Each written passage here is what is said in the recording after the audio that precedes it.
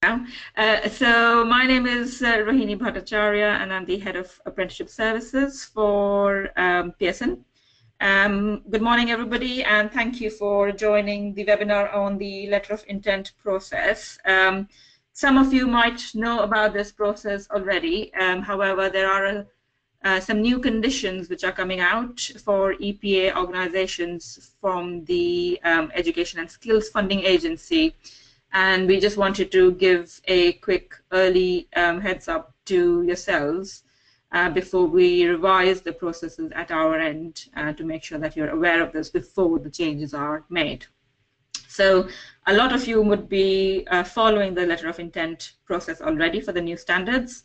But just to recap on what the letter of intent stands for. So the LOI, as we call it, or the letter of intent, is a written commitment from Pearson to offer an endpoint assessment service to our customers, like yourselves, or indeed the employers as well. As most of you know, the new standards are very much in the early stages of development, and almost all EPA organizations are still in the process of developing their guidance, instruments, and their support proposition for the new standards currently. What and why we have introduced this letter of intent process is to ensure that we have visibility on when the endpoint assessments are due for the different standards, and also the volume of the EPA. So internally, we are very much tracking when our first dates of endpoint assessments are from our existing customers, and working towards making sure that we are ready beforehand with all of the requirements to deliver the endpoint assessment. So in terms of the process that we follow, as a training provider, you would have signed a contract with the employer in order to deliver the training to their apprentices. When you contract with an employer, in consultation with yourselves, the employer also needs to confirm the EPA organization who will provide the EPA for their apprentices.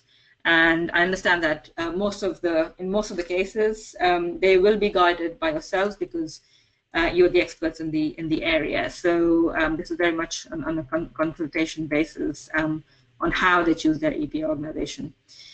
Once you've signed this contract with your employers, you should request this letter of intent if the employer has chosen Pearson as their EPA organization. So that's a very simple, overarching process to request a letter of intent.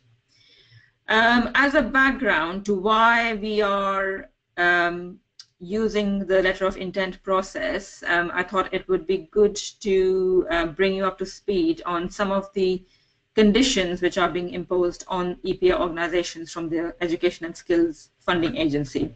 So the next few slides, I will just take you through some of these conditions and its implications on our current letter of intent process.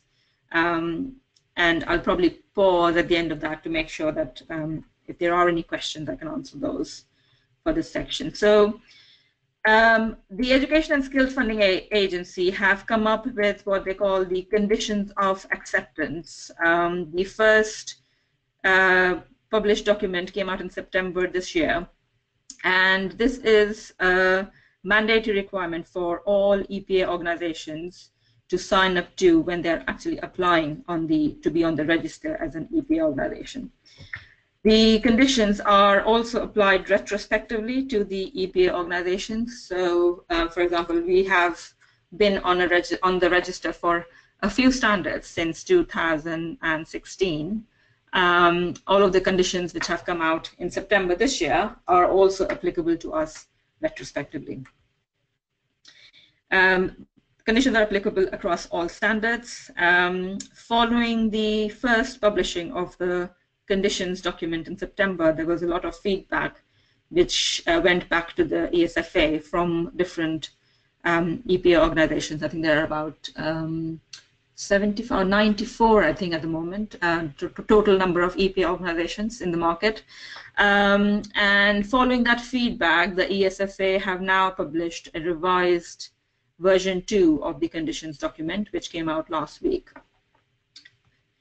So what are these conditions of acceptance? They are a specific set of mandatory clauses for all EPA organizations to follow to ensure that the public funding and apprenticeship needs are protected. It's very similar to what you have to do as a training provider in order to be on the register as well.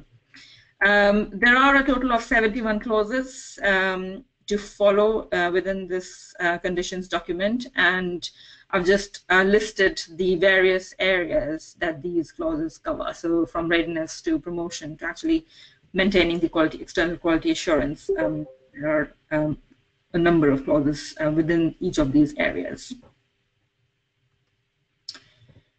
So how do the ESFA conditions and the letter of intent link with each other? The letter of intent process that Pearson is following is to make sure that we adhere to some of the clauses which are specified under these two headings primarily, the promotion and selection of an EPA organization and the eligible costs. So those are the two key sections within the conditions document to which, in order to operationalize those, we have introduced the letter of intent process. What these clauses specify are, number one, the time frame for the EPA organizations to inform the ESFA on things like the details of the employers, the providers, number of apprentices taking the EPAs, what dates they'll be taking the EPAs on, and the standards against which they would be assessed on. There is another requirement which is been introduced within this conditions document for a contractual agreement to be in place between the EPA organization and the provider, and this is primarily to enable funding payments to be made to the EPA organization. So a lot of you would be familiar with the template on the right-hand side, which is essentially a revised letter of intent template. We have revised this recently, and you can see that we've got the EPA organization ID, which I think is required to go onto the ILR now. And we've also changed the details that we capture from you as a provider around the endpoint assessment that you are carrying out on behalf of the employer. The ESFA conditions are going to be in operation from the 1st of December, which is next Friday. And what that implies for you and us is that there will be a revised process for signing the letter of intent now. Because of the need that the ESFA have introduced within the conditions document of signing a contract with the provider, there will be additional steps introduced within the letter of intent process, but that will take effect from January. So I'll go through the detail of the revised process in a few minutes, but just to highlight to all of you as well that the additional steps, that there will be some changes again in January while we get our contractual agreements in place. As I mentioned before, the conditions will be applied retrospectively, so please do speak to your account managers beforehand if you want any more details. Your account managers will also proactively be in touch with you, and they would request additional details once we have rolled out this revised process from January onwards.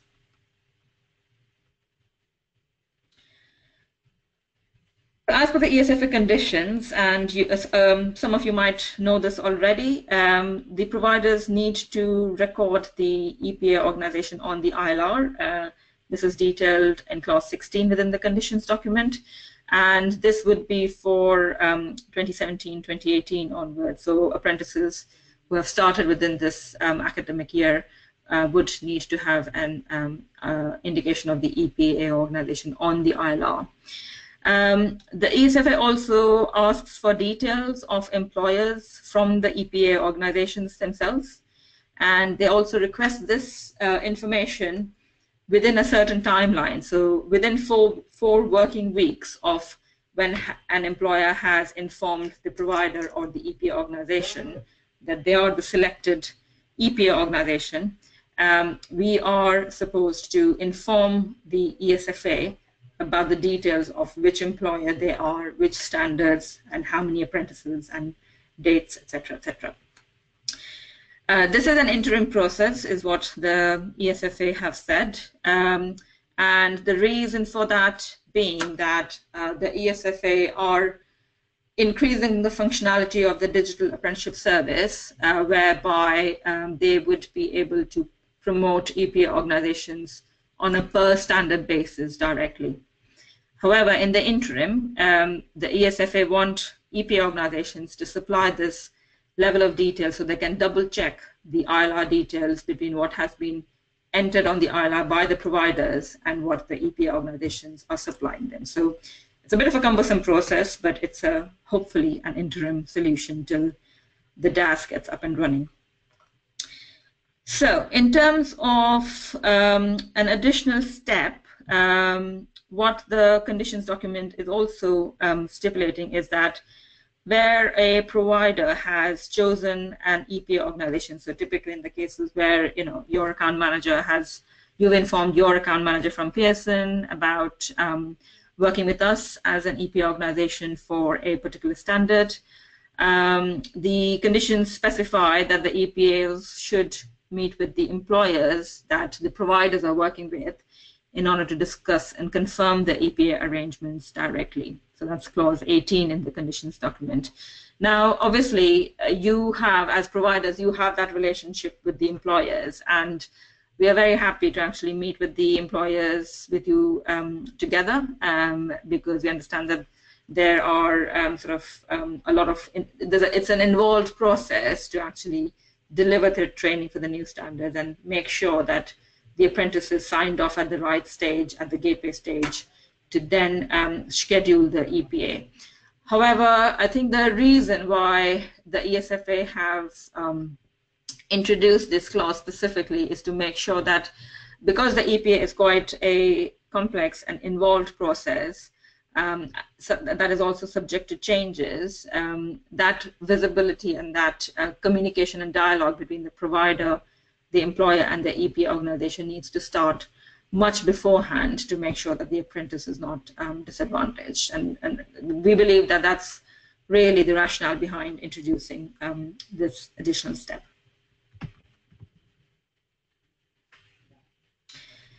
So in terms of, again, continuing with the conditions, the conditions document also stipulate now that a contract needs to be in place between the provider and the EPA organization. The letter of intent process, for those of you who have been following it for a while, is actually not a legally binding document, and the reason why we had introduced that was to give us the visibility and the details that we needed to make sure that we know and we can track and monitor the demand for the different EPAs for the different standards. So the contractual agreement, which the ESFA are now asking for us to sign with each of the providers, should need to cover all of the following points that you can see. So the agreement needs to have clear roles and responsibilities outlined for the provider and the EPA organization. It also needs to specify the schedule for channeling funding from the EPA, from the employer to the EPA organization through yourselves, through the providers. And it also stipulates that the terms specifying the EPA, the EPAs are that the EPAs are actually delivering the EPA service on behalf of the employer, and the provider is acting as the agent for the ESFA in passing the payment from the employer to the EPA organization. So essentially, because it's either the levy-paying employer, which is funding the endpoint assessment, or it's the ESFA themselves who are funding the EPA for the non-levy pot, the contract needs to specify very clearly that the provider is an agent working on behalf of either the employer or the ESFA. I'm going to pause there very slightly, and I've got my colleague Claire Head from the marketing team, who's potentially looking at some questions that might have come through from yourselves. So I'll pause there briefly to see if Claire has any questions that I can help answering at the stage. We've got a question to say, do you have a template contract between Pearson, EPAO and TP, so training provider? Yeah, we do have a draft contract at the moment, which has been ratified by our legal department. However, because the new conditions came out last week and we need to sign up to that, we need to make a few amendments, especially around the roles and responsibilities. So what we are proposing is that our contracts will get ready to be rolled out from January 2018. So we can share that once we're ready with that template.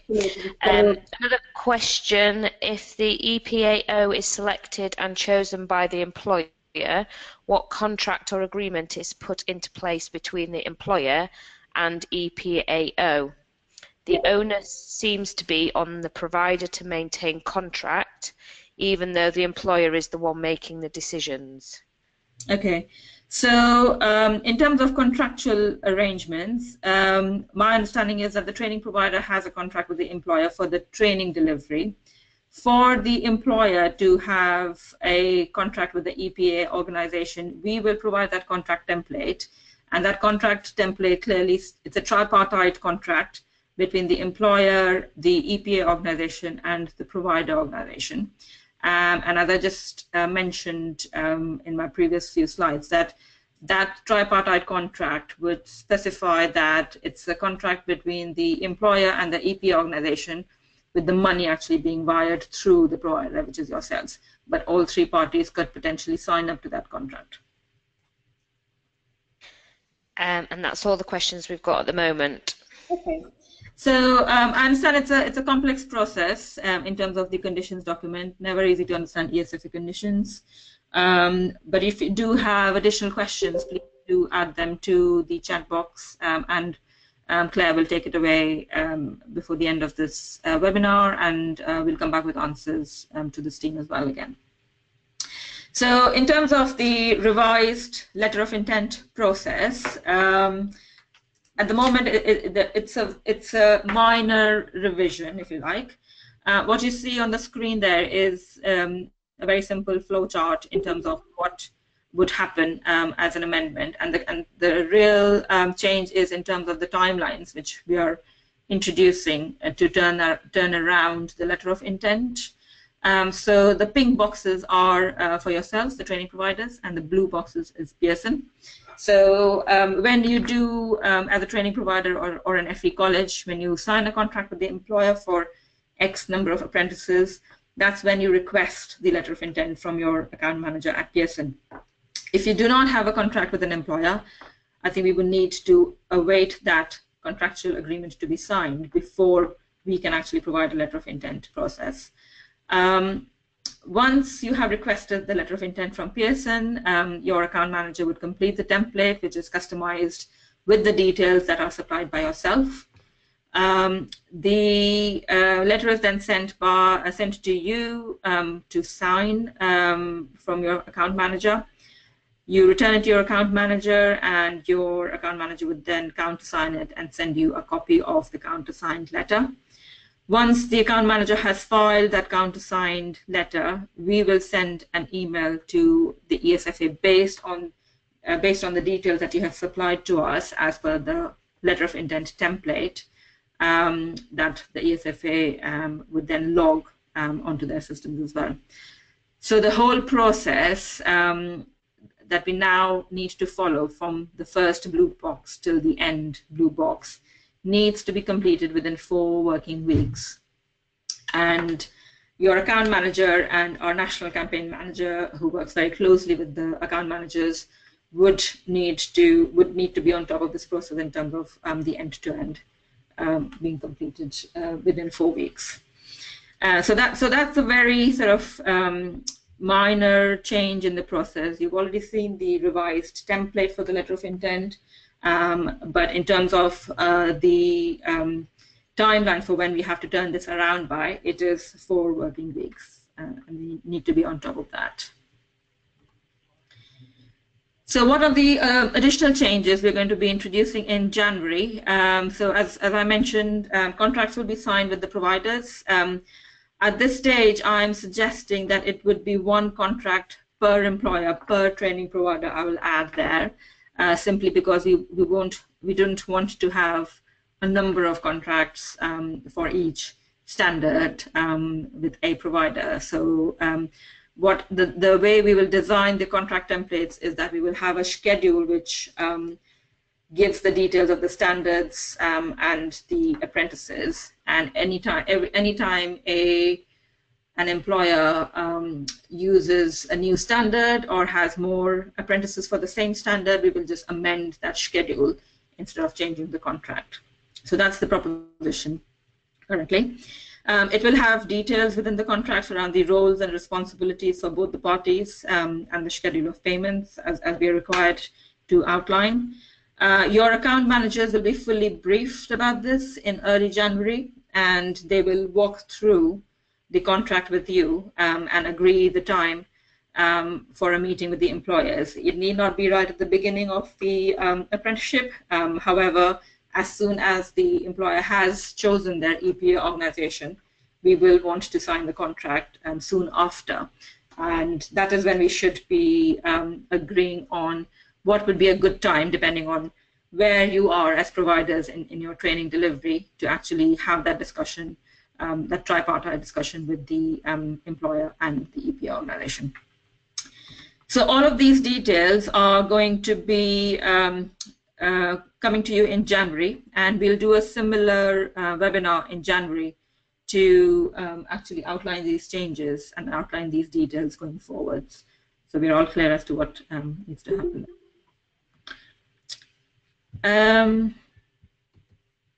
I think that is it from me. Claire, I'll just quickly ask again if there have been any additional questions that I can answer now, or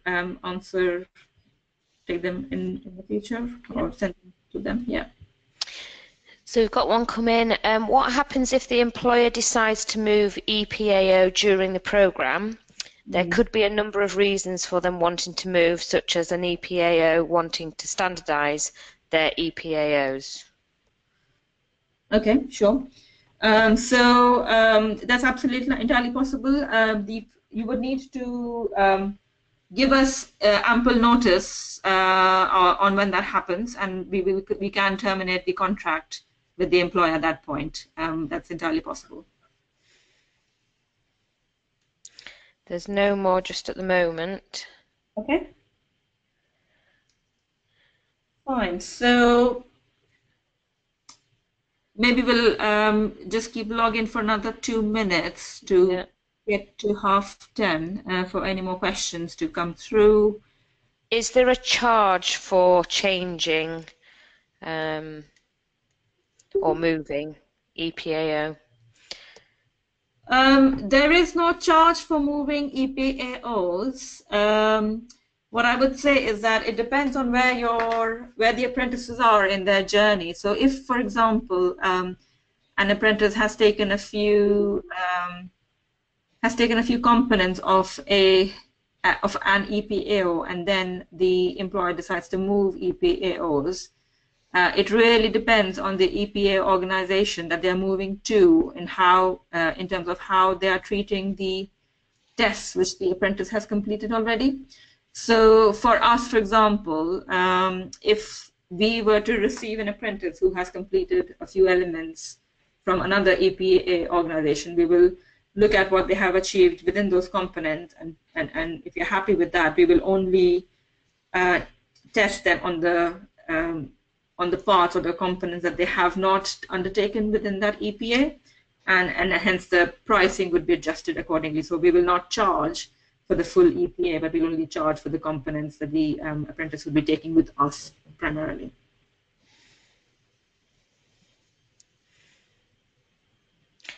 One more question just coming in.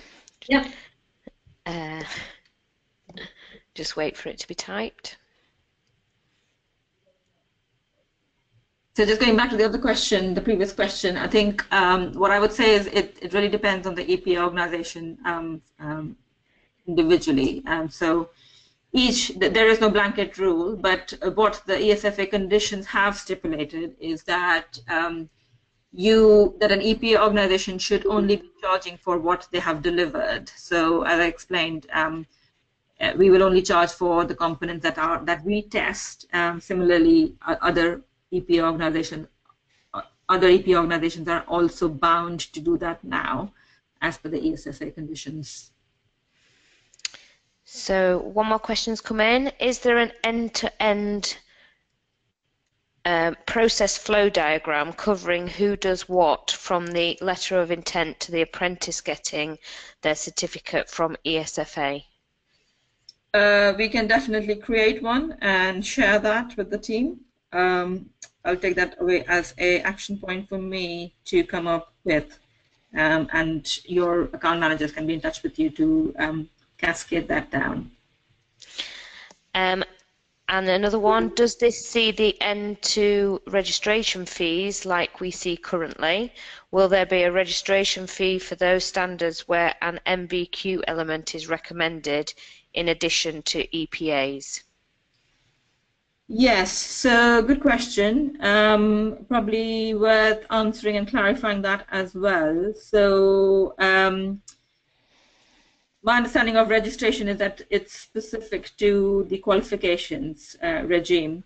The term registration does not necessarily apply to EPAs. So what we are proposing as Pearson is that when you book the apprentice for an EPA, or when the employer books an apprentice for an EPA, we charge a 10% fee of our EPA price upfront. It's primarily a booking fee, we would call it. And the rest of the EPA price is payable on completion. So after the first take of the apprentice on the EPA, we will invoice you for the 90% of the EPA price. Now, in terms of when a standard has a qualification or an NVQ, which is a mandatory qualification as specified within the standard documents, that will be charged separately. And the reason for that is that, again, this is specified very, very clearly within the conditions document that we are not allowed to bundle or offer an end-to-end service for the apprentice. So we can have qualifications or recommended qualifications that we sell, but our EPA offer or EPA service needs to be very, very different from any on-program element to make sure that it is completely independent, i.e. the EPA is completely independent as such. So yes, if an NVQ is part of the mandatory qualification that is taken within the standard, then it will be charged separately, and it will be a normal process that you follow now in terms of the registration on the qualification and the payment of that price separately and upfront. One more question following. Oh, sorry, hang on one second. How will certificates be organised? Apprentice certificate, qualification certificate, and EPA certificate. So, EPA certificate, could you just repeat the last bit? EPA certificates, qualification certificate, and there was one more? EPA. So EPA certificates, qualification certificates, were there only two types, or there was one more I think I missed? So apprentice certificate, qualification certificate, and EPA certificate. Okay, thank you. So on those three certifications, again, a good question. So if it's a mandatory qualification that we are offering, then you will get the apprentice would get a normal qualification certificate like they do. There is nothing called an EPA certificate. Again, the conditions specifies that an EPA organization can provide a notification of results or a notification of outcomes for each of the individual elements of the EPA, but we cannot issue a certificate. The only certificate that the apprentice would get for the apprenticeship would come from the ESFA, and we would claim that, and that would be the apprenticeship certificate.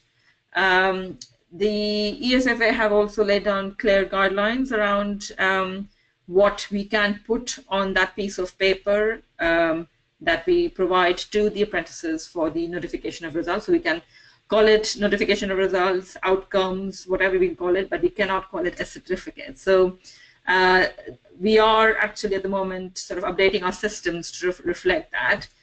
We will offer for each of the components, so for example, if it's a professional discussion or an on-screen test, we will offer a piece of paper which is an outcome or notification of results for that particular element of the EPA, but the apprenticeship certificate would come and can only come from the ESFA. One more, just following on from the registration fees. So providers will incur NVQ fee registration fees, EPA charges, and functional skills fees. So functional skills fees, yes. NVQ registration charges, yes. EPA fees is actually paid for by the employer. So it doesn't come from the provider. It comes via the provider, but from the employer. The functional skills fees, again, it's a different pot of money that's being funded through, which obviously you would know where it comes from. And the NVQ registration fee, what we are saying is that if it's a mandatory qualification, then of course it can be paid for from the levy or from the ESFA if it's a non-levy pot. So again, you are funded for that if it's a mandatory qualification. And there's no more questions. Okay, great. What we will do is Claire will potentially collate those questions again, and we will circulate the answers or the responses by email as well to the group. Yeah. Yeah. Okay, excellent. But if you have no more questions, then thank you very much for your time, and I hope that has been useful. And we will talk again in January with the revised process, and hopefully it will not be too cumbersome. So in the meantime, do have a very happy Christmas, and I will speak to you again in the new year. Thank you.